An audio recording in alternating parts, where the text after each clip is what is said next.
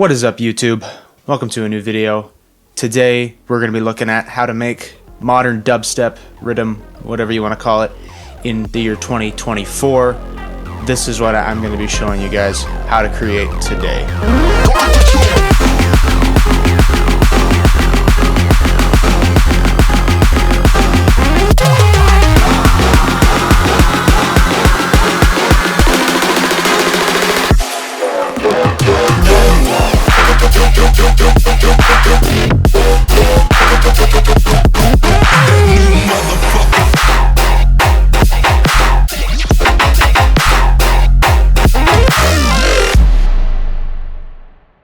So yeah, let's get right into it.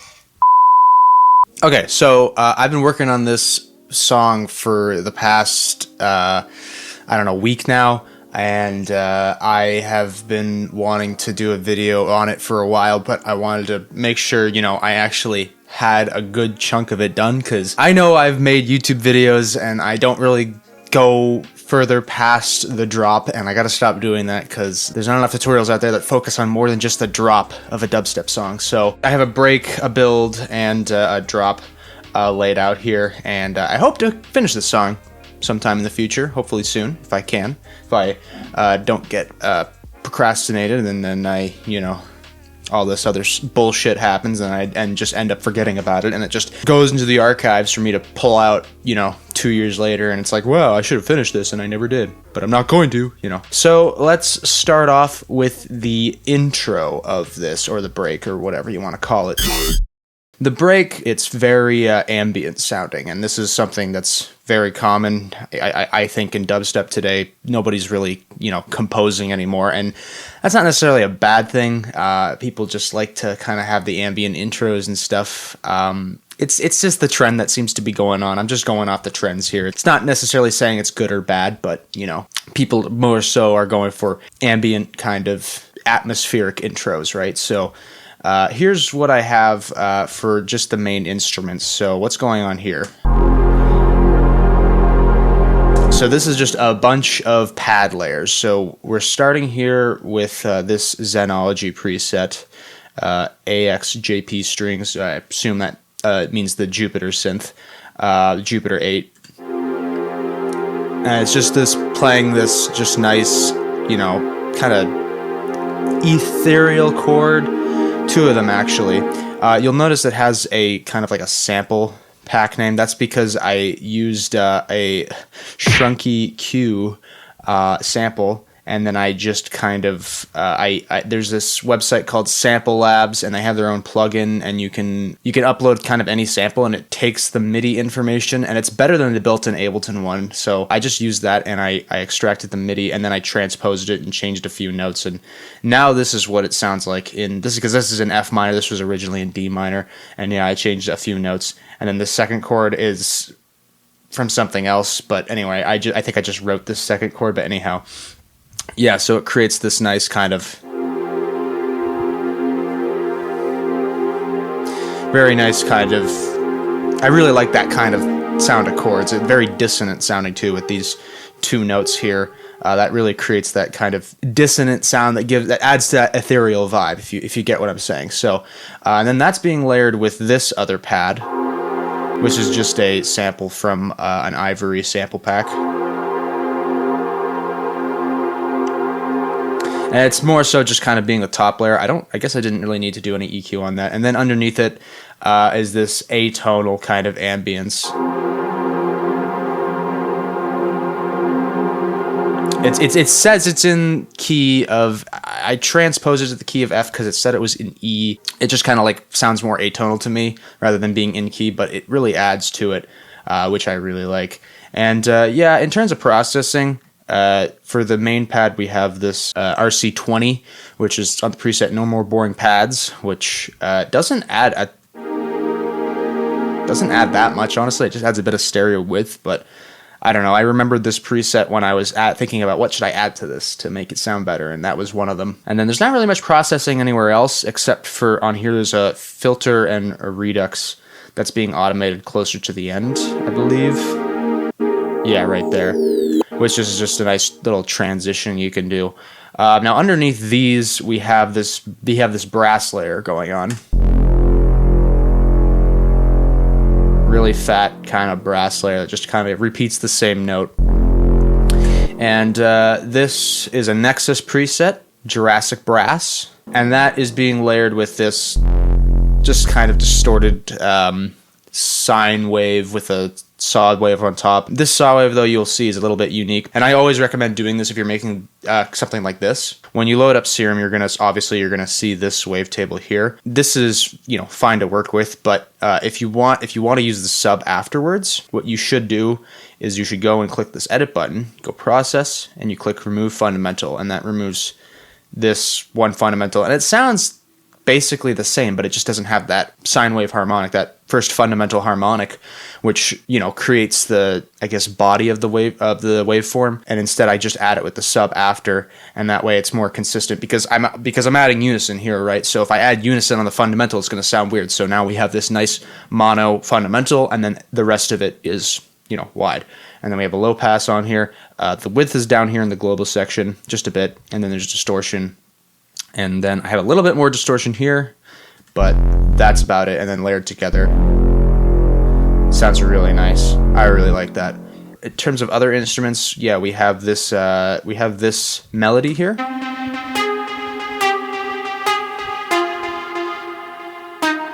This is an Ivory preset called Soft Pluck. I didn't really change anything about it, but I added a soothe, which is nice. Gets rid of all the resonant frequencies. And then I added this just EQ just to take off a little bit of the high end because I don't think it needed it. It was kind of annoying with the really high end frequencies. So, and then underneath it I have this Nexus pluck, which kind of adds back to that high end. And then the group itself, we have some RC20, and then automating some filter, and then yeah, we have this delay with cluster delay. It's a nice ambient kind of delay. I love cluster delay, by the way. That rhymes. Didn't mean that to rhyme, but anyway. I love this plugin. If you need a good delay plugin, I'm pretty sure this is pretty inexpensive, actually. But it's pretty friggin' powerful, and it's not complicated at all to use. I don't think I've used a single other delay plugin, even the stock Ableton one, since I got this thing, and I friggin' love it. Other than that, yeah, we do have some reverb going on in here. It has this big-ass hall preset, as I called it. And it's just this preset, Cathedral number 2 instead of Pro R. And then cut out the low end. I didn't really need to cut out the low end here like this. I could have just did it with Pro R, but I think it was because I saw all this here. I was like, oh, I'll just leave it the way it is and just cut it out after. It was kind of stupid, but anyway. And then, yeah, Sidechain, as you can see that there. But anyhow. And that creates a nice nice ambient pluck. And then you'll also see here I have these reverse sweeps, and I think reverse sweeps are always the best. The reverse effects are the best way to kind of transition into a new section. It's a very subtle, very quick and subtle kind of way to transition into a new section, and it sounds really good when it's blended together. And I like it when the notes bleed into each other too, kind of.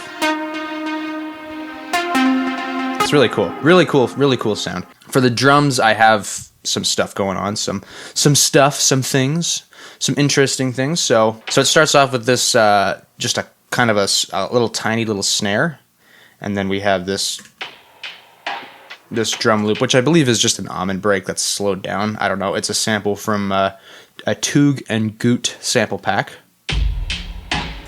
Toog and Goot's drum arsenal. So it sounds really good for this.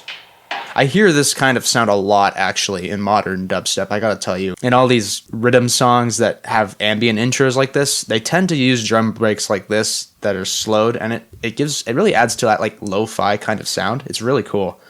But yeah, it has that layered little snare on it, which is just it's a Vengeance snare. I didn't know that. And then after the 8 bars, it transitions to this. So I have this clap loop with just 2 claps here. One of them has a Haas effect on it, which I always like to do when I'm layering claps. The higher one, I tend to put a Haas effect on it. Just makes it sound a little wider. It's something I've always done. I remember learning that technique a long time ago, and I still use it to this day. And then we have these war drums, battle drums, or whatever you want to call it. Hollywood drums, that's what they're called. And then again, Nexus preset. Works great for this. And then we have this percussion loop on top. And then all that together. Sounds nice, sounds nice, sounds nice. Yeah, that's pretty much it here. Yeah, there's a little bit more kind of reverse effects. There's a reverse kick going into the kick, because I have a kick up here with a crash as well.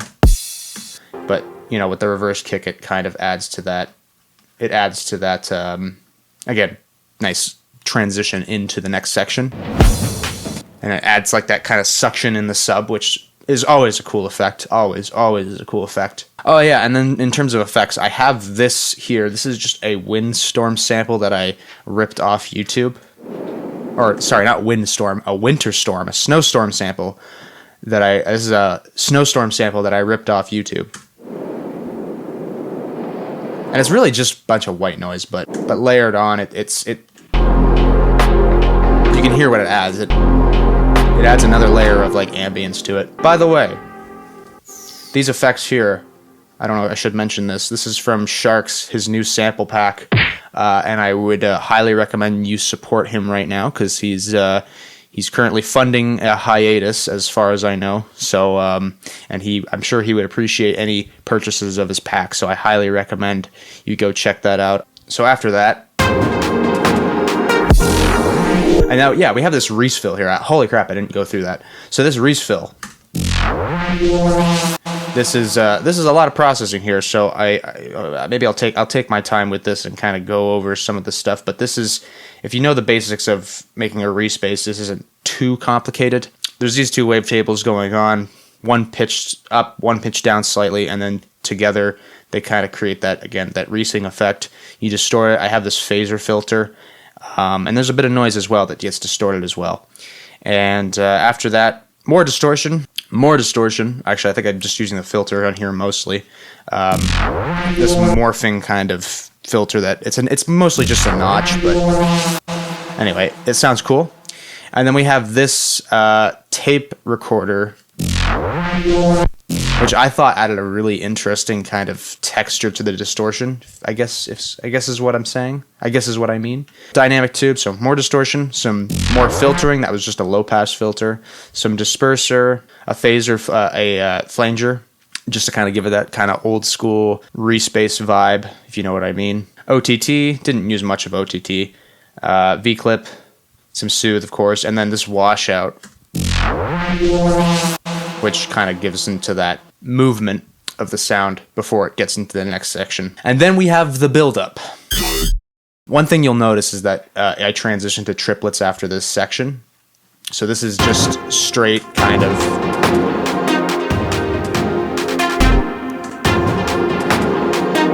This is just straight 1, 2, 3, 4. And here it turns into triplets, which, for those who don't know, it's triplets just means three beats on one measure. I mean, I can't really give a good explanation. I'm not good at explaining those kinds of things. But anyway, it just adds to the groove of the track, which I really like. But yeah, what I have here is I have this acid bass here, and this is just it changes over time throughout the build-up, so it adds more tension. So it's different here than it is here, of course.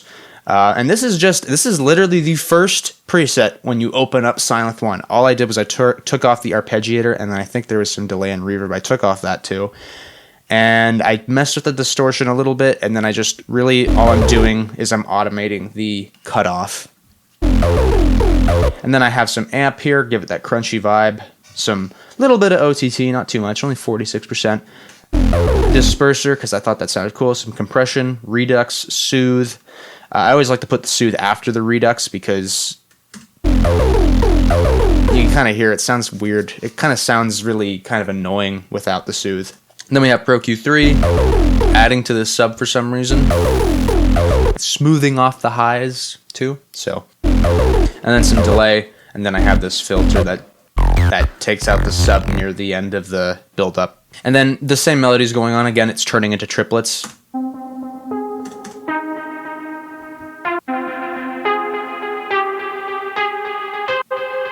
So you can hear the grooves kind of different. And then most of the instruments are kind of the same. I do have this other drone now here in the build-up. Oh yes, I have this chord here which is the same chord here from beginning, but yeah, it has some effects going on here. It has this comb filter that sounds cool when it's rising up into the drop. Yeah, the same ambience from before, so there's nothing too much going on in terms of instruments. I am introducing some drop elements though, like a brass, which does that over time. And then I have this melody here that is played throughout the drop that I have put into this section. And I'll go over how I made that, but yeah, that's there. It has a reverb effect, has that kind of reverb sweep into it, like I had explained earlier. And then I have this Reese bass, this Shark's Reese bass. And then in terms of the build-up drums, it's not too complicated. I actually am just using mostly loops. Got this clap loop that I use a lot, which is in triplets. Again, once again, from Shrunky Q. He is a good producer. A crash build-up. I mean, it's literally just a crash just being played throughout the build-up. It's nothing special. And then we have this snare here, which is really just a super short snare. And then I have this rack on here that I got a while ago called the Oh Fuck Knob, which is really good for adding tension to drums like this in the build-up. And it's just a reverb, frequency shifter, this, I guess this is just OTT. For some reason it's called WOW, I don't know why. And then a saturator. You can see how that stuff kind of builds up before the drop. And then, yeah, we have this snare fill here too, which is just a trap snare. And I did some cool panning here too. As you can see, there's some movement there. And then, yeah, the kick is also playing in the build-up. It has some automation as well. I think I'm doing some pitch automation here. Yeah, I'm doing a bit of pitch automation.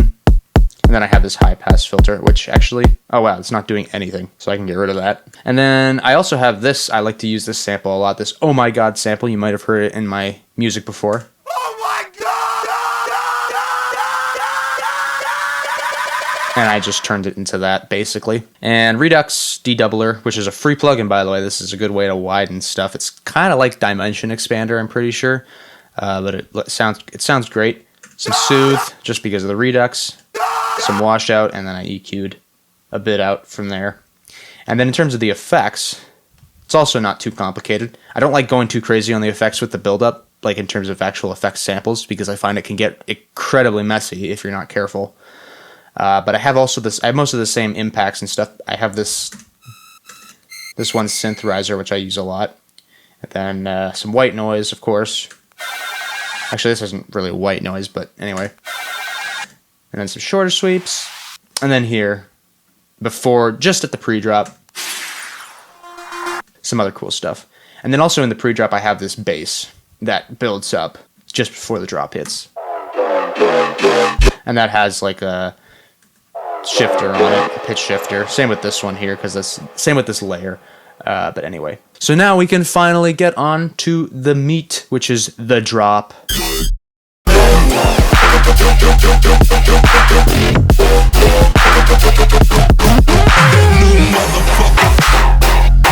Okay, so in terms of the drop, you'll notice I have the first bass. The very first bass is like this classic rhythm bass. I'm sure you've heard that kind of style of sound before. I will show you how I made this though. This is resampled. So the original bass is right here. And this is just what it sounds like by itself. Whoops.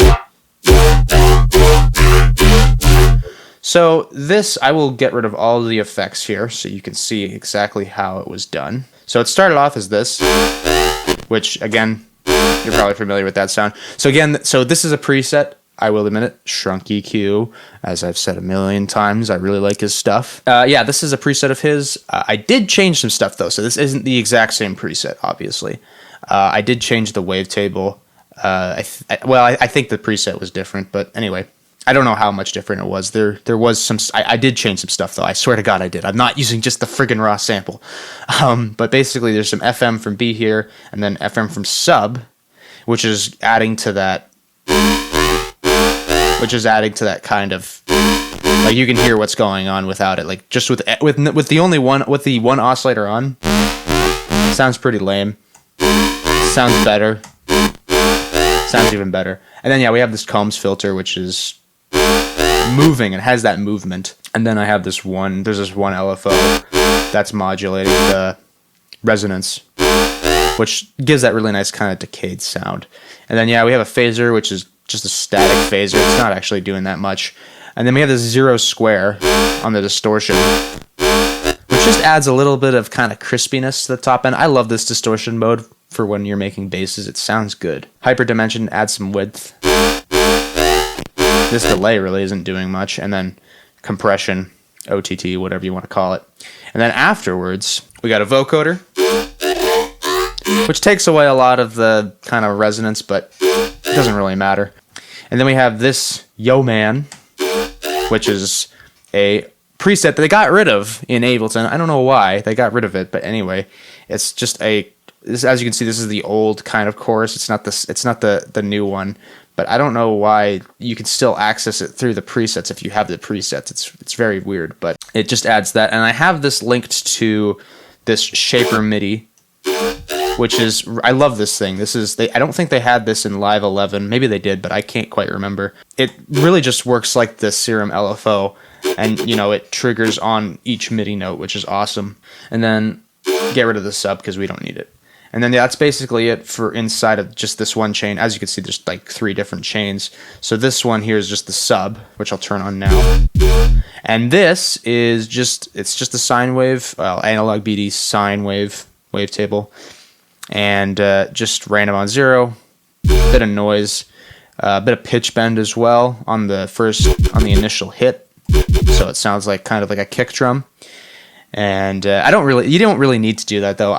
I just kind of did it out of habit, I think. But anyway, and then tube distortion, and then after we have Pro Q, which is getting rid of all of that kind of distorted bass in the middle, because without it, it's going to clash with the bass. So that way, the low end's loud, the noise is still there, it sounds nice and crunchy, but there's no distorted mids. Okay, and then after all of that, we have snap heap, and this is kind of what makes the rest of the sound. So this is how it sounds now with the snap heap on. That's where the rest of the sound comes in. So this is a fun little thing I have going on here. So you see one thing, you probably noticed this, I have this external instrument, and this is just being sent to the snap heap. That's so I can use the LFO, and it will trigger on each MIDI note. That's all that does, which is really handy. It's also an incredibly handy thing that I love that snap heap does. But anyway, so it starts off with just this disperser preset on the convolver. You can hear the kind of sound it makes, but it kind of gives it a bit of that lasery sound. And then we have this is in parallel here. And this is another convolver. This is a impulse response I got from a preset. I don't remember which one, but I just snagged it because it was there. So I messed with the settings there a bit, and then I added this bandpass so I just wanted the kind of resonance here. And then I added this frequency shifter. I made it lower. And that sounds awesome. You can mess with this too. I'm sure I could get cooler results if I messed with this. And then after this, we have this chain here, and this is where all of these two go. These two here go into this chain, and that's where I'm doing this kind of gain automation. And this is why I said earlier I didn't really need to put that pitch bend on the sub on the first initial hit, because it's basically being cut out. And then distort it, and then some disperser. And then that's basically, again, that's where the rest of the sound comes in. OTT, V-clip, soothe, and then I resampled that into here. And then I created the kind of rhythm with all the variations. And for that processing, I have this align delay here to kind of give it that delayed effect. It doesn't really add much. It's not super important, but I don't know why I just left it. More soothe because it didn't have enough before, so I, for some reason, added more. And then some EQ, to cut out the low end here because the low end was way too messy. I didn't want to use it. I thought it sounded like crap in context with everything else.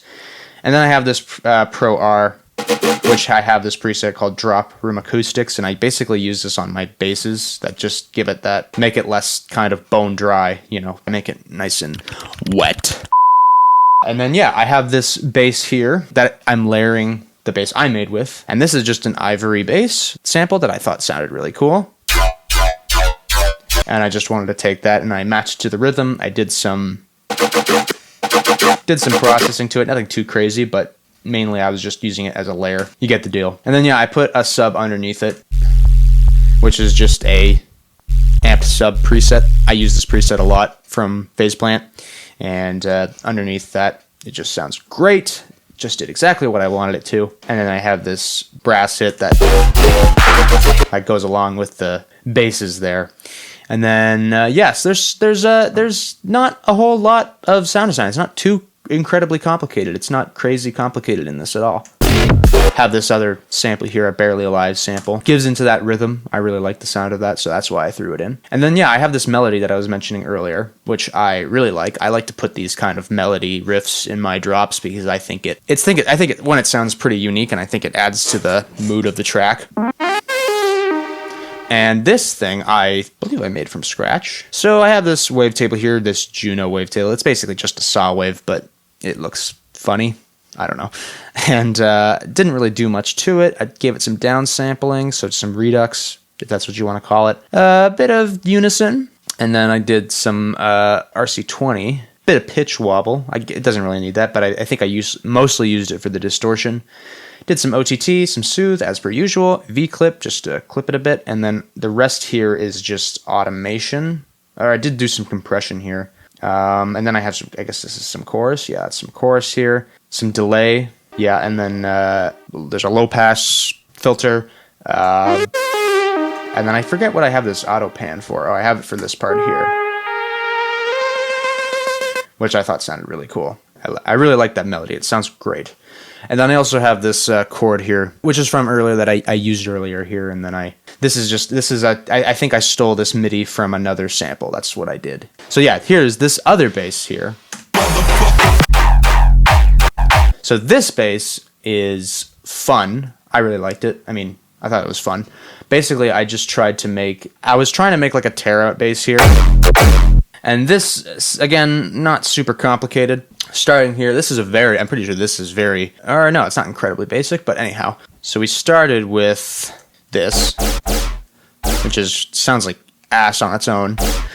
And just some wavetables FM'd with each other. I think this is from Cymatic's Jaws wavetable pack, which is a really old pack. I don't know if you can still find it now.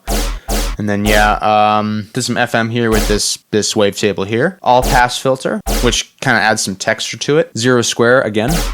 I like that crunch it gives it. It doesn't seem to be adding very much here though. Phaser filter, hyperdimension, OTT, you know, the usual stuff. And then yeah, snap heap. This is not doing much at all. It's just the disperser preset, EQ, and then that's it for that. And then here, yeah, just another sub. This is a preset for some reason, but I think it was because I made this bass in a different project, and then I just imported it into here after. So that's the deal with that. But yeah, this is an ivory preset, so not much there. And then we have this percussion sample, which gets distorted. This is like a metallic kind of percussion, which sounds really nice. And then it gets distorted in here. Yeah, with this disperser and then this shaper. This wave shaper after the distortion. And then OTT to level it out, soothe, and then V-clip. And then I resampled that again, and then I made this groove. Yeah, this actually, I just noticed this sounds a little bit different. Like, I think this was a different resample, because I was trying to do different variations here earlier. So this sample here, this resample sounds different than the original preset, is what I mean. So I actually, yeah, I did some stuff here. You'll see that this is layered with some rave samples. This is from another really good sample pack I gotta mention. Miles Per Hour, Futurist Sounds Volume 1. I'm sure you've heard of this. I'll be referencing this pack because I used a lot of samples from this, but this is an awesome pack. A lot of really great drums and really great samples here you can use for this kind of music. And I have this kind of just as a melodic layer underneath it. Gives it a really nice jazzy vibe, you know? And I actually am vocoding it as well, which I don't really need to do, but I think it adds another nice melodic kind of texture to it. And then here, I love the rhythm here. I think that sounds so cool. And it was such a happy accident. Like, I wasn't even trying to do this, and then I It sounded really cool, and I kept it. And then I have the sample change here. It sounds kind of weird in the stereo field, but I don't know. I still want to keep it. Like, I still love the tonality of it. Like, I don't really want to change it, you know? So, and then I have this kind of glitch fill that I think sounds really cool in context, transitions to the next part. It's such a cool part. I can't stop talking about how fucking cool this is. I love this drop, man. I love it. And then, yeah, I have this growl bass here that I made a long time ago, which I think sounds awesome. And going on to here, I have this fake out that goes into the second part of the drop. So I think fake outs in dubstep drops, like, you can't just have an entire dubstep drop and not have like some kind of break in the middle, because it like a fake out section like this, because somebody told me DJs love it for one thing, and then that, and I just think it sounds really cool. It adds to the overall tension of the drop. Yeah, and then there's just some slight variations going on here. Nothing too crazy. I think the variation I did here was one variation here. Obviously, I changed the sample a bit for this bass. I used a different kind of part of the resampling that I did, and then same with this part. And then here I changed this chord stab to something else. It adds to the variation. Always do variation. If you want to make this kind of music, you gotta have variation in your drops. You can't just have the same thing repeated over 16 bars. Like, it's gonna suck. I'm sorry, it's gonna suck. And then, yeah, that's basically it for all the basses. I should really go over the drums, though. So yeah, these drums are from the Miles Per Hour Futurist Sounds Pack, because these drums sound incredible. And honestly, I gotta tell you, I don't know anywhere else where I can get drums sounding like this, because this sounds like I've heard this kind of sound for these drums before, but I've never been able to find the right samples and replicate that kind of, you know, that underground rhythm drum vibe, if you know what I'm talking about. The samples in this pack do it perfectly. This kick here, it's so short, but it sounds great. It sounds awesome. It sounds awesome in the mix. It sits perfectly, and layered with this clap, it's nuts. In terms of processing, though, yeah, I have a bit of a glue compressor, and then I have this saturator, which the bass on the saturator is up just a little bit, which adds to that crunchiness on the top, because you can hear without it. You can hear how the clap kind of sounds more blown out with the saturator, which is perfect for this kind of music. It's just perfect. It's absolutely perfect. And then, yeah, in the second half, I love doing this for like call and response. One part, you know, you kind of have that like rhythm kick clap, and then in the next part you add a snare. It sounds awesome. And then, yeah, same deal with the drums. This is from the Miles Per Hour pack. Love that snare. And then I have it layered with a different clap, because I thought this clap sounded weird, so I just put a different clap on it. And then I think, I'm not even doing any processing to it. That's weird. Probably should do that, but I'll do that later when I do a proper mix down of this. And then, yeah, that's basically it for those drums. In terms of cymbals, it's, again, nothing too complicated. Once again, pretty much all these drums here are from the Miles Per Hour pack. A lot of good cymbals here that sound perfect for this stuff. I'm doing something cool here, though. I have these cymbals here. They're panned differently. Just adds to the stereo field. I always do that with my cymbals as I layer them up, and then I pan them differently, because that's where you want most of your stereo information is in the top end. That's just what sounds the best. It's objectively what sounds the best. So, and then we have the crash here on every downbeat. And then, yeah, that's pretty much it for that. In terms of the effects for the drop, there's some cool stuff going on here too. This here, same kind of deal with the panning. One's panned hard left. These two samples here sound kind of similar, so, but panned left and right, you know, again, adds to the stereo field. These are Dyadic samples, which is from his new pack, Dyadic Alien Zone Volume 2. A lot of great stuff in here as well. Support this guy, his pack's awesome. Both of his packs are awesome. And then this one here, yeah, this one I have a shaper box on here that I have its panning automated. I don't know why I did it in here. I could have just done it with the utility, but it doesn't really matter. I do like to use the shaper box sometimes. And then in here I have Chroma. Now, everybody's talking about this plugin if you're in the dubstep community, because this is the next big friggin' color-based plugin. This really is. It really truly is, because it's so CPU efficient, and it is like $40 friggin', which is incredible. And it's by Nasco. which is awesome. So anyway, it's just set to F minor because that's the key of the song, and I didn't really change much else about it. And yeah, that's just slapped onto all these layers here. And then I have a shaper box with some reverb. I don't think this thing's doing too much. It's not really. But I have some volume automation. I just kind of wanted it to sound a little more gated, you know, have its own kind of rhythm that followed with the song. And then a bit of EQing. But then, yeah, that's pretty much it for that. And yeah, there was also some vocals in the drop as well. I did do one thing here that I loved. I put in my little producer tag. It's kind of hard to hear that in the context of the drop, but I did think it sounded cool. So this is actually what this is. This is from Vital. So Vital has, I'll show you right now. There's a text to wavetable option, and you can type in whatever you want, and it will turn it into a wavetable. And you can play it, and yeah, you can do stuff like that. It's a really cool, just kind of text-to-speech thing, and it sounds super robotic. And I wish I would have saved what I did exactly, but I used a isotope vocal synth, and then I layered it, and it sounds like this, and it's awesome. And then yeah, I got some other vocals in here.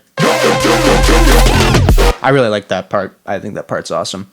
One thing I did here, which I think is worth mentioning.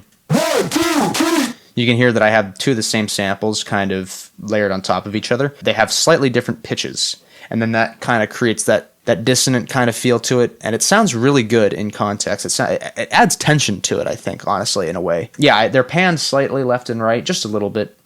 And then EQing, OTT, Redux, Saturator, Soothe again, dedoubler, and then another EQ. This EQ, actually, I should mention this. This EQ is here before, because when you have an OTT, sometimes, you know, you'll hear certain frequencies sound harsher than others. If that's the case, usually instead of putting an EQ after, what I tend to do is put an EQ like this before, just a kind of a flat EQ, and then I lower the frequencies that are the most resonant. And then I have this sample here, which we've been hearing a lot in dubstep recently. I have been hearing this a lot, but I love it. It's awesome. It's that new motherfucking... Which is from a Moonboy sample pack, I believe. Get all up in... Yeah, he's got some cool vocals in here, which sound awesome, and I hear them a lot. I've been hearing them so often, but they're so good. They sound so good. They sound perfect. They're perfect for this stuff. And yeah, that's basically it in terms of everything within this song. One thing I do want to go over quickly, because I don't think I've gone over how I do it recently, but this sidechain is something I think is worth mentioning. So I have this sampler in here. I used to do my sidechain with just a MIDI trigger, but I don't do that anymore. And the reason why is because it's a lot easier to add sidechain to something else if it's just through a sampler. Because if through a MIDI trigger, you know, you have to create a new external instrument and you have to send it over again. It's like, it's a whole new process.